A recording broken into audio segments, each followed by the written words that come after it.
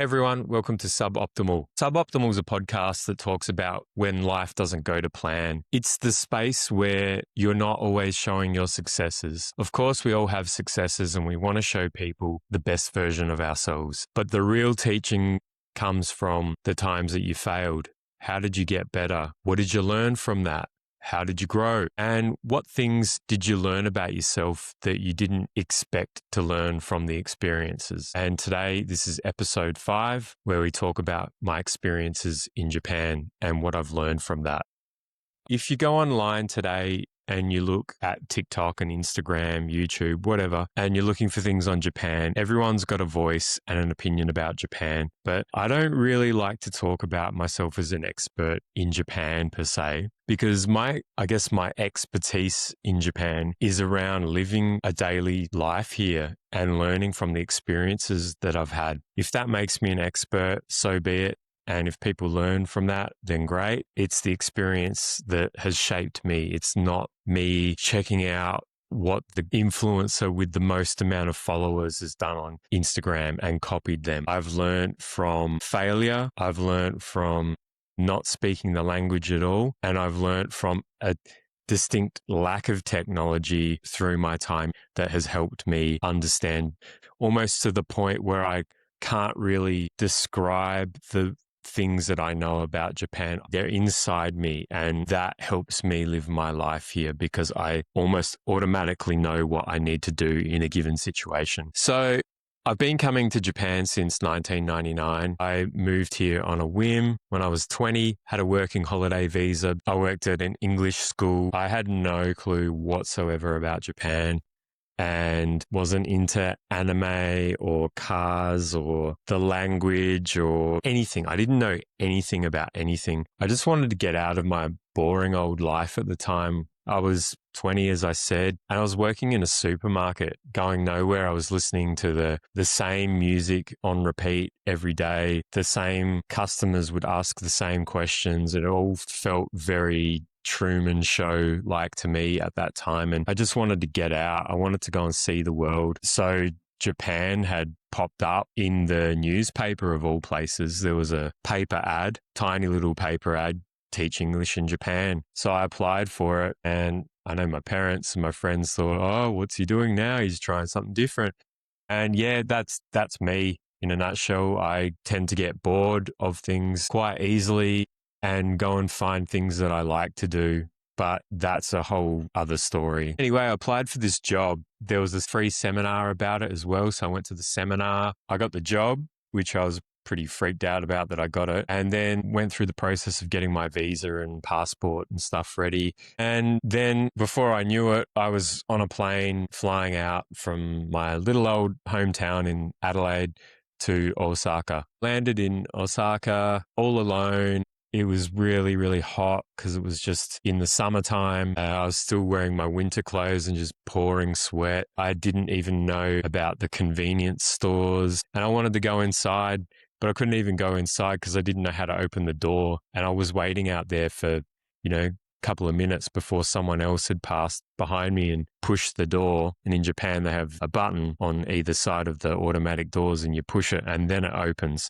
I was like, oh, right. Okay. Well, that's how you open the door. Lesson learned. And that's something that has stuck with me since then. There wasn't anything online to teach you about how to open a door. And I know it's quite basic now, but at the time, if you don't have any reference point and you're kind of just waiting for the door sensor, like you're just kind of sitting there looking like a little bit of an idiot. And that's how I felt. And then the next day, flew out from Osaka to Tokyo, and on the flights, you could still smoke. So there was a smoking section on the plane, and it was just the smell of smoke was just kind of like seeping into every nook and cranny of the plane. It was disgusting, but that's how it was at the time. Flew into Tokyo, was escorted onto a train by one of the staff from the school, and I was told what station to get out. Got out of the station, and I was greeted by some German guy who was going to take me to my apartment, and I had to pay the deposit and sign a contract and stuff like that. All of these things I've never even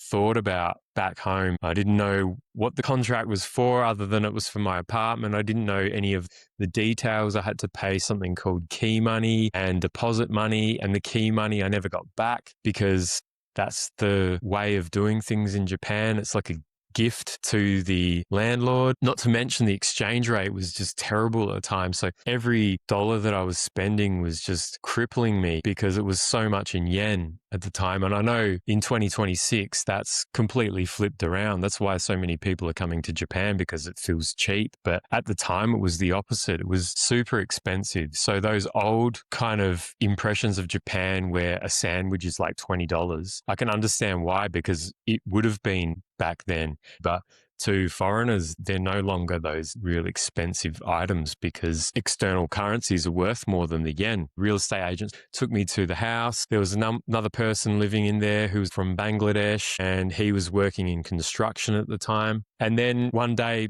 out of thin air, he was gone. So I had the apartment to myself for a while. And then a few weeks later, I was told that there was another teacher from this school group who was coming to live there, and he was from Australia. And at the time, that was really good because that helped me get that feeling of being at home when I was really, really homesick. So that was quite handy to have that connection to home. But yeah, even just getting started in Japan was so hard. So I had the rent and the apartment situation. I had to get a resident card, which was a challenge because I didn't know how to get one, where to get one.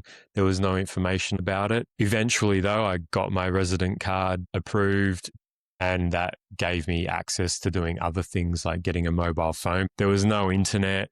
I was contacting my parents by collect call regularly, and I was costing them a fortune. But I know that they wanted to speak to me, and I desperately needed to speak to them because I needed my parents. I was away from home for the first time in my life, and it was really scary. I didn't even know how to wash my clothes, or, I could kind of cook for myself, but just basic adulting, I didn't really know how to do because up until moving to Japan, I just lived with my parents. And, as your parents do, they take care of you. That's another lesson right there, is just learning how to be an adult by removing yourself from the creature comforts of being at home. I would have figured it out eventually, but, I was thrust into this world where I needed to learn how to be an adult pretty quickly. But I was really homesick as well. I just remember the first day, I just wanted to go home. I hated being in this new environment, this hot environment. I missed the things that I was so used to back home, but I had my parents encouraging me to just keep going with it, just ride it out,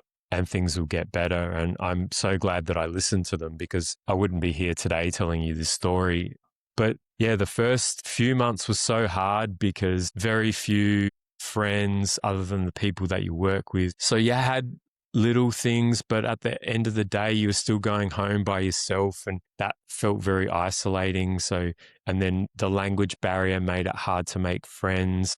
There were no social networking apps, and messaging apps were really just starting, like MSN Messenger and stuff like that. Remember, this is 1999, so it's still really early days. Internet cafes, I remember there was only one internet cafe, and I'd have to get on a train and travel about an hour to go and use it. So talk about Japan being convenient. At the time, internet was just starting here as well, so it was super inconvenient for contact and communication.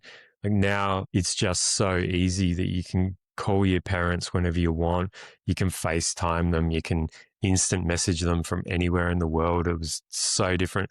I used to carry around this like A1 piece of paper, huge piece of paper with the Tokyo train network. And that's how I used to get around. I'd used to go and kind of hide in the corner and open out this huge map. And okay, so I've got to go from here to here.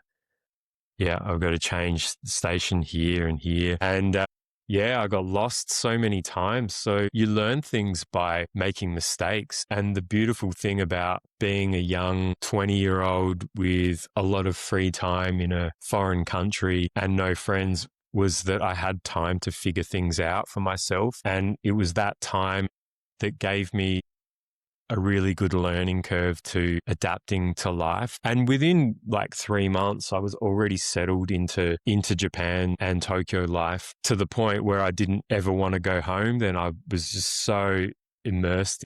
I was starting to make friends through work and was having good interactions with the students, and I was teaching a lot of like business people because I was working in the center of Tokyo near Tokyo Station. So I was just all office people, managers, CEOs, and a lot of these people could speak English really well. So that was a good way to communicate. And I had really good support with my boss at the time, who was from Canada, and he just helped me feel so at home. He took me under his wing and he was kind of like my mentor. It just made me feel less nervous about being in this new world because I was 20 and another thing is I was just so lacking in confidence. I didn't know how to talk to people at all because the only people I'd talk to up to that point were my parents, my family and family friends and my friends. I was working in a supermarket, as I said, but it wasn't like I was really having deep conversations with people and business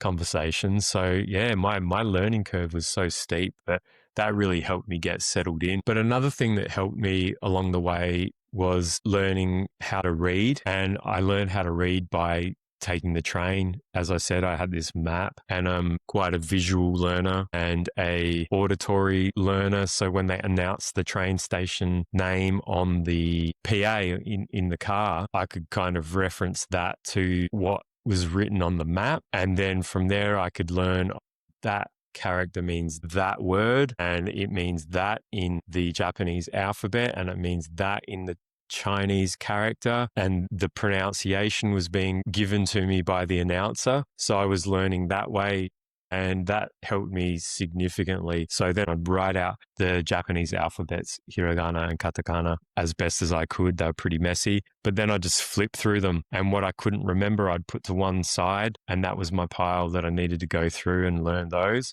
And the ones that I could, I'd just keep cycling through them. And any new word that I'd remember, I'd put it into the pile that I knew. And then eventually I'd get through to the whole alphabet.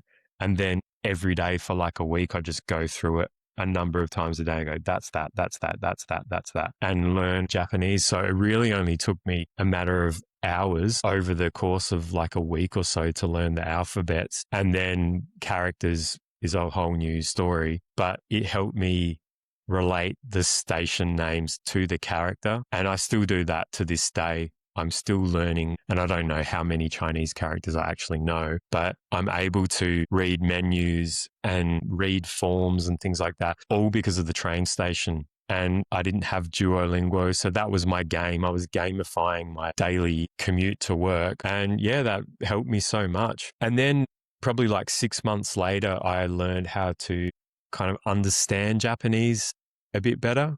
And that came from me and my mum getting put on this guided tour, all in Japanese. And I had to kind of translate for my mum. And of course, she was asking me a million questions. What did they just say? What did they just say? You've lived in Japan for 6 months, so you should know. But at the time, those things were starting to drop in my head. I think we're going here and then we're going to this place. Of course, I didn't know everything, but I knew enough to be able to fumble my way through to understanding at least a certain percent of what was being said. And that really gave me confidence that I was understanding. The only thing that I always really struggled with, again, is a confidence thing, and maybe not so much now, is speaking. At the time, I just wouldn't speak because I was so scared of making a mistake and how my voice sounded and things like that. But again, lived experience has helped me to learn Japanese more than going to a language school. I know that a language school would help me even more, but for me, I'm not very patient with learning languages like that, especially the way that Japanese is taught in my experience. It just doesn't really kind of gel with how I like to learn. How I like to learn is by hanging out with my friends, going out to events and having drinks and things like that and learning that way, where you're just bombarded by it. And because they're your friends, they give you this leeway, and the reward from that is just significant, is making more friends and going into these really like unique situations that are not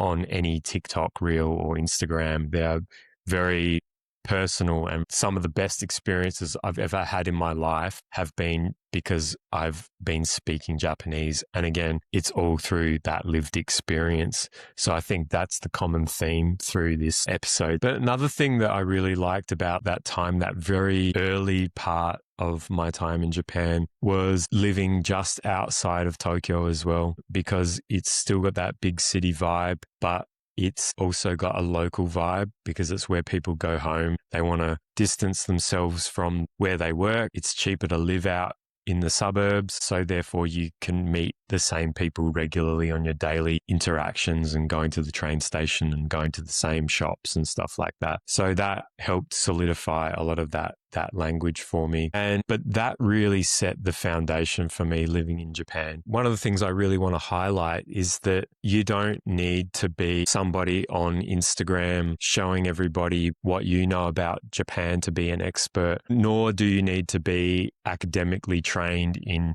Japanese culture or business to be an expert. You can be an expert just by living here and figuring it out for yourself. And I would say that while Tokyo, Osaka, Kyoto is really geared up for that foreign tourist market, you can really learn a lot by just distancing yourself from those areas and learning about culture and people and having these more unique experiences. Japan is really outside of those areas now if you want to see what the real Japan is, in my view. And again, that depends on who is telling you this. I'm telling you based on my experience. But if you're into cars, for example, you might want to go to this place in Tokyo because that's where all the cars meet up. But you could go a couple of hours north or west or whatever and find a smaller version of that is 10 times cooler because everyone wants you to be part of that environment because you're from out of town and they want to show you. And that's where you really start to learn things about Japan that will not be shown on a social media platform. But everyone's experience is also unique to them. So don't take what I'm saying as gospel. I'm just saying that you don't need to be an expert on something, or you don't automatically become an expert by osmosis by looking at social media. You can become knowledgeable about a place and without calling yourself an expert, just by experiencing things differently to how everyone else is. And also that requires you to take a little bit of risk on your part. So by not listening to what everyone's telling you and trusting in your own instincts, you can find these experiences that make you want to come back to Japan every time and make you want to have this completely different experience to everyone else. All I really want people to do is when they come and visit a place like Japan is to experience it for what it could be. And that is entirely up to you as to what you make it. You can follow what everyone else is doing and sure, you might have a great time and want to come back, or you can go and find places, removing yourself from the main thoroughfare of big city areas and going a few streets back. That's where you'll find all the cool people and you'll have these life-changing experiences. Learning about a place as well comes through the struggle of figuring it out. I don't know how I would react to being in Japan if I'd come to live here for the first time in 2026 when all of this abundance of information is available to me. Coming here with absolutely no idea about the place or the language or the culture or anything made me love this place for what it's worth. And me going through a lot of times of isolation and feeling lonely and failing and walking down the wrong street and saying the wrong thing has led me to learn more about Japan. And I'm always learning every day and it's getting better and better. So that's it for today's episode. I hope you got something out of it. If you're interested in leaving a comment or you want to tell me about your experience, drop a comment below. If you're keen to subscribe, it would really help me grow this channel. So follow along, tell me what you like, what you don't like, and stay tuned for the next episode. I'll see you then.